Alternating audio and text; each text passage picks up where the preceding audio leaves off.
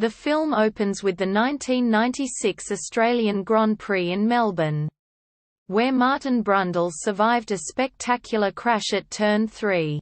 After receiving clearance from race doctor Sid Watkins, Brundle hopped into a spare car to finish the race.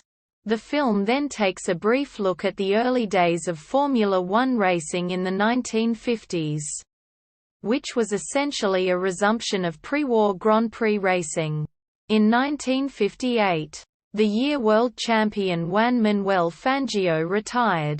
The FIA announced the Formula One World Constructors' Championship for the makers of the winning car. This led to a wave of British privateer teams, nicknamed Garagistas by Enzo Ferrari, dominating the championship. Most notable was Team Lotus, led by Colin Chapman. In 1966, the FIA doubled the engine size from 1.5 to 3 litres, which saw the cars race markedly faster on tracks and facilities unchanged since before World War II. This resulted in several fatal accidents.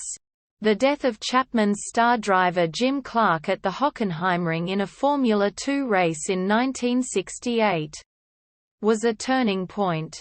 Several drivers, including Clark's Lotus replacement, Jochen Rindt, and the Grand Prix Drivers Association (GPDA), began questioning the sport's safety. Rindt himself was killed during practice at the 1970 Italian Grand Prix. He was posthumously awarded the Drivers' Championship that year. Jackie Stewart, three-time champion and chairman of the GPDA, used his position to push for improved safety and track facilities, including safety barriers and mandatory seat belts. This caused some opposition with other drivers, most notably Jackie Ickx, Stewart's opponent on the track at the time. Stewart's influence led to boycotts of some races, including the 1971 Belgian Grand Prix. Despite his efforts, drivers continued to be killed, including Stewart's own teammate, François Sévère, at the 1973 United States Grand Prix. Meanwhile, new drivers and teams made their way into Formula One. Hesketh Racing, led by the extravagant Lord Hesketh, entered Formula One in 1973 with their Formula 2 driver James Hunt. Despite their rather blasé appearance, they performed surprisingly well, including winning the 1975 Dutch Grand Prix ahead of Ferrari's Niki Lauda, when Hesketh was forced to close at the end of 1975. Hunt went to McLaren, which placed both him and Lauda as favourites to win the 1976 championship.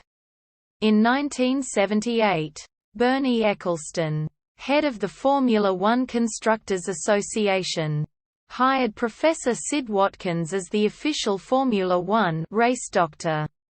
Initially distrusted by track officials, Watkins' influence on the sport increased after the death of Ronnie Peterson at the 1978 Italian Grand Prix. At that race, the Italian officials prevented him from treating Peterson at the scene. Following Peterson's accident, Formula One remained relatively fatality-free until the 1994 San Marino Grand Prix, which saw the deaths of Roland Ratzenberger and Ayrton Senna in separate accidents.